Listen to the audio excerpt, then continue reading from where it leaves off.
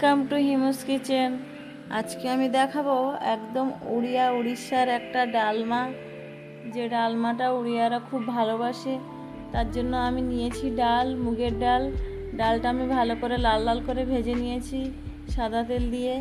এবার ডালে দিয়ে দেব জলটা কিন্তু আমি একটু বেশি করে দেব। জলটা আমি দিয়ে দিয়েছি। এবার ডালটা সেদ্ধ হতে হতে আমি একটু কেটে নেব সবজি, আলু, বেগুন, টমেটো, সজনো, এগুলো আমি কেটে নেব।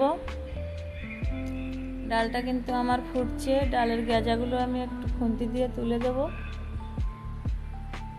কারণ এই গেজাগুলো থাকলে খুব খারাপ লাগে দেখতে, আর খেতেও খুব খারাপ লাগে। আমার কিন্তু সজনে ডাঁটা, আলু, বেগুন, টমেটো এগুলো সব কাটা হয়ে গেছে, ডালটাও সেদ্ধ হয়ে গেছে। এবার আমি ডালটা এক গামলাতে নামিয়ে নেব। নামিয়ে নিয়ে কড়াইটা ধুয়ে আবার বসিয়ে দিয়ে কড়াইতে দিয়ে দিয়েছি তেল।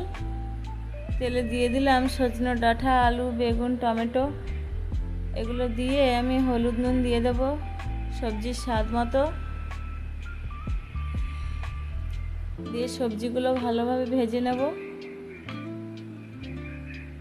হলুদ নুন দিয়ে আমি একটুখানি নাড়াচাড়া করে ঢাক দিয়ে দেবো, যেন সবজিটা সেদ্ধ হয়ে যায়, কারণ ডালটা আমার পুরো সেদ্ধ হয়ে গলে গেছে। এবার আমি দিয়ে দিয়েছি ঢাকটা আমি 2 মিনিট পরে খুলবো। 2 মিনিট হয়ে গেছে, এবার আমি ঢাকটা খুলেছি। সবজিটা কিন্তু এখনও আরও কষানো লাগবে, এখনও কিন্তু কষানো হয়নি। আলুটা ভালোভাবে সেদ্ধ হয়ে যাবে, তারপরেই আমি ডালটা এই সবজির ভিতরে দেব।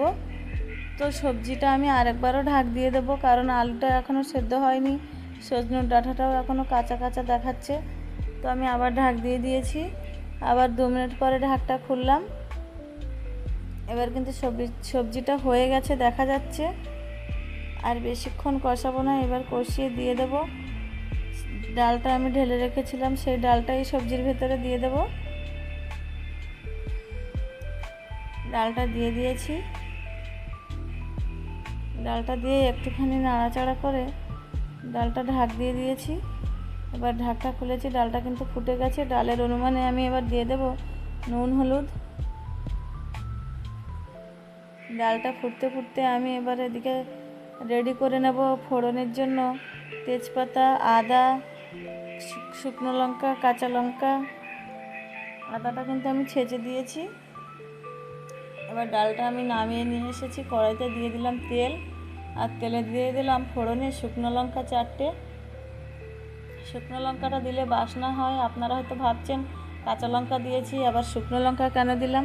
শুকনো লঙ্কাটা ফোড়নে দিলে অনেকটাই বাস হয় তরকারিটা। তো লঙ্কাটা হয়ে গেছে, আমি এবার দিয়ে দিয়েছি তেজপাতা, আর 1 চামচ দিয়ে দিলাম জিরা, আর 1 চামচ দিয়ে দিলাম 5 ফোড়ন। এগুলো দিয়ে ভালোভাবে কষিয়ে নেব। এগুলো লাল লাল হয়ে গেলে তারপরে আমি আদাটা দেব আর কাঁচা লঙ্কাটা দেব। এগুলো লাল হয়ে গেছে, এবার কাঁচা লঙ্কা আদাটা দিয়েছি। কাঁচা লঙ্কা আদাটা দিয়ে আমি 1 মিনিট কষে নেব মশলাটা। আদাটা একদম লাল হয়ে যাবে, তারপরেই কিন্তু আমি ডালটা দেব। আদাটা কিন্তু পুরো ভাজা ভাজা হয়ে গেছে, তেল ছেড়ে দিয়েছে আদার থেকে। এবার দিয়ে দেব ডালটা।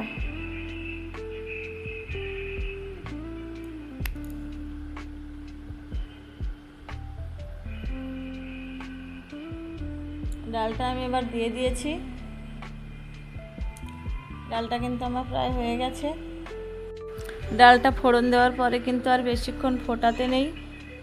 ডালটা ফুটে আমি আবার ঢাক দিয়ে দিয়েছি। ফুটে উঠলেই দিয়ে দেবো জিরার গুঁড়ো।